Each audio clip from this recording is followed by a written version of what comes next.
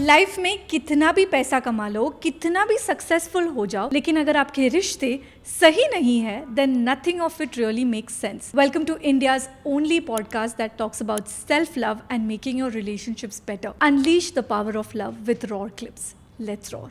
I wanted to know for females, for example, abhi there are so many females, like even me, who's, you know, they are above the age of 30 plus.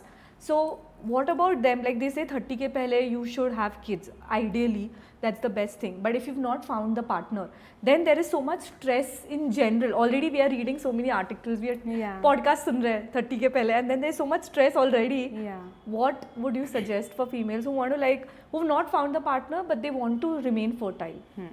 Number one is when you say fertile, you want to take care of your eggs. Yes. Right? Yeah. And now for that, you need to understand your menstrual cycle. Okay.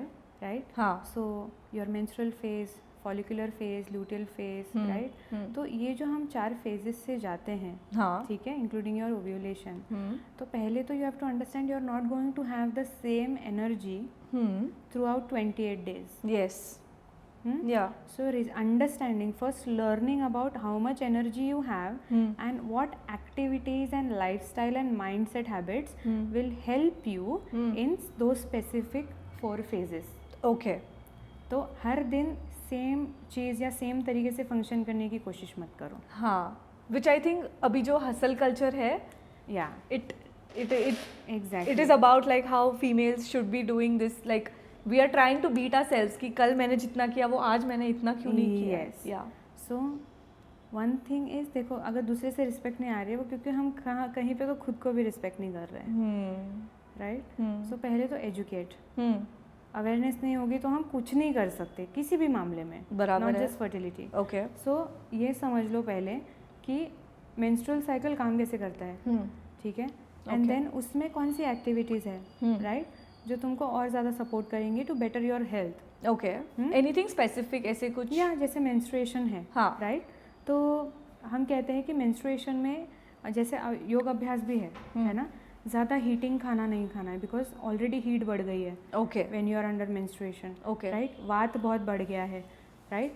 तो उसमें जितना ज़्यादा relax करोगे, जितना movement कम करोगे और जितना number of thoughts come करोगे यूजिंग प्राणायाम, उतना तुम्हारा मेंस्ट्रुअल फेज जो है वो बहुत अच्छा जाएगा. So that's why they said that, you know, those 4 days you're supposed to actually just be. Don't do anything. That is so difficult nowadays. It is very difficult. But it's really not. You just need to know how. Okay. तो उस time पे very gentle आसन practice, cooling प्राणायाम, right? नाड़ी शोधन and sheetali to relax, right? योग निद्रा. क्योंकि नींद अगर अच्छी नहीं आ रही है आपको तो योग निद्रा का अभ्यास करो. It puts your body into a deep state of sleep. बराबर. Without sleeping. तो ऐसे टूल्स हैं हमारे पास, है ना. देन खाना भी है. रॉ फूड मत खाओ, वात बढ़ेगा. राइट. फ्रेशली होम को घर का खाना. क्रेविंग्स तुमको हो जाती है उस टाइम पे. क्यों होती है? It's more emotional in nature. Right. Hormonal imbalance. Hormones बनते कहाँ से? खाने से. केमिकल्स ही है ना हार्मोन्स. राइट. खाना भी जो अंदर जाता है. Now as we are dividing food into nutrients, what are nutrients? Chemicals. Right. Good chemicals, good output. That's why they say कि अगर इस चीज की क्रेविंग हो रही है तो check, you might have a deficiency exactly of something, है ना. वैसे तो वो एक चीज पालना बहुत जरूरी है. एंड देन अंडरस्टैंडिंग हार्मोन्स का इमोशनल हेल्थ से डायरेक्ट रिलेशन है. तुम जितना नेगेटिव थिंकिंग में रहोगे या ओवर थिंकिंग में रहोगे, ओवर थिंकिंग कोई पॉजिटिव ओवर थिंकिंग तो कभी नहीं करता है, मैंने तो नहीं सुना. यस. राइट. सो जितना भी ओवर थिंकिंग है, अंडरस्टैंड कि आप बार बार एक इमोशनल रिस्पॉन्स क्रिएट कर रहे हो अपने अंदर for the things that are not even existing. Either it is past or future. Right.